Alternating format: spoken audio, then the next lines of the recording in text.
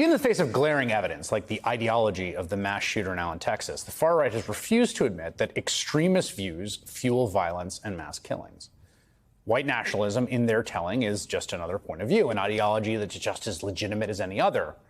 And that view is echoed, apparently, by Senator Tommy Tuberville, an Alabama Republican who sits on the Armed Services Committee, in a recent radio interview as he complains about Pentagon efforts to keep extremists out of the military. We are losing in the military so fast, our readiness in terms of recruitment. And why? I can tell you why. Because the Democrats are attacking our military, saying we need to get out the white extremists, the white nationalists, people that don't believe in our agenda as Joe Biden agenda. They're destroying it. You mentioned the Biden administration trying to prevent white nationalists from being in the military. Do you believe they should allow white nationalists in the military? Well, they call them that. I call them Americans. I call them Americans. Today, Tuberville's office attempted to do a little cleanup, trying to clarify. The senator was just, quote, being skeptical of the notion that there are white nationalists in the military, not that he believes they should be in the military, even though, as you just heard, the senator didn't really say that.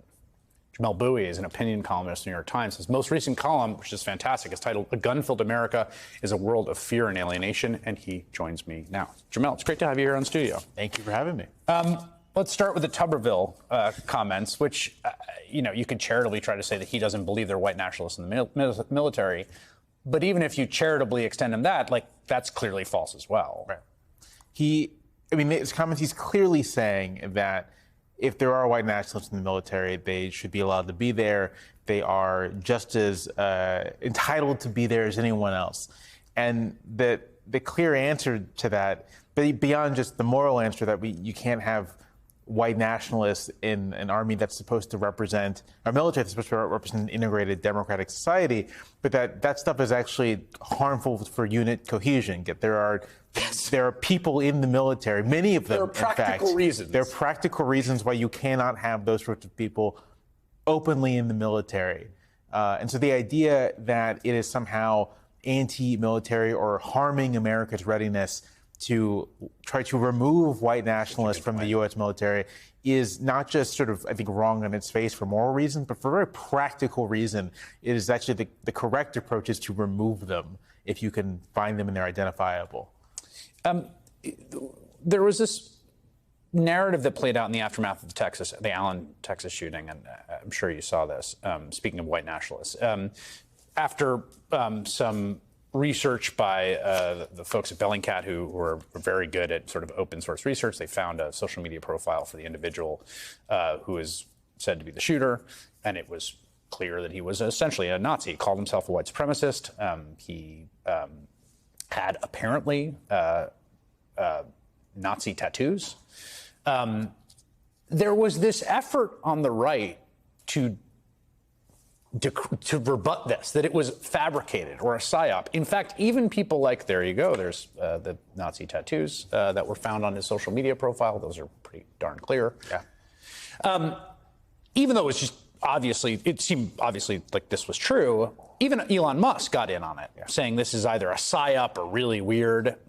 And I'm just curious what you thought about this attempt to so strenuously deny a thing where it's like, what's it to you? Right. What is your investment right. in this story that it not be a Nazi who shot these people up? I've been struggling with this as well because I want to be charitable, right? You don't want to just assume that your ideological opponents or people you disagree with are just sympathetic in any way to this sort of thing, but the refusal to just outright say, yes, that guy was a Nazi and that's horrible. And it's not surprising that a person with that horrible ideology did something horrible. I think the most charitable way you can think about it is that there are people who are so strenuously committed to the idea of basically unlimited gun ownership that the fact that it does allow someone like an avowed neo-Nazi to accumulate weapons and then use them, that is sort of discrediting, right? When you begin to ask the question, well, who exactly is a law-abiding American? And it can be a neo-Nazi until the moment they decide they're not going to be law-abiding anymore. And it's because people in favor of gun regulation are constantly making the point, you cannot know when that moment's going to be. So you have to keep these kinds of weapons out of the hands of people. And the reality of the shooter in this case is a threat to those who want to push back against that notion. You wrote this great column, and it tracks with something I've been thinking about a lot more, which is that it's always been clear to me that American lack of gun regulation and the fact that we have so many guns, more than basically anywhere else on earth, is horrible for the consequences, right? But I think it's a sort of fundamental existential question for our society. Right. And I've started to believe that more and more. And you articulate this beautifully in this column. You say, a world with a lot of guns is a world of fear and alienation where people live in a state of heightened awareness, even anxiety, which might be the point for conservatives who want that world, who want, in a sense, that polite society, because what will survive are hierarchy and force and the power to make others bend to your will. And if they refuse, if they insist on their right to live free of fear, well, that's what the guns are for. What do you think, what are the stakes of having an armed society like we have? The thing about any democratic society is that it is built on at least the principle of equality between persons, right? That we count equally politically, but we also count equally socially, and that's how this is supposed to work. But the kind of society of unlimited open arms, right? That's what constitutional carry means, all these buzzwords for just anyone can buy a weapon and anyone can carry it without any kind of licensing or anything. And you have to think that anyone you might encounter might be carrying. Right.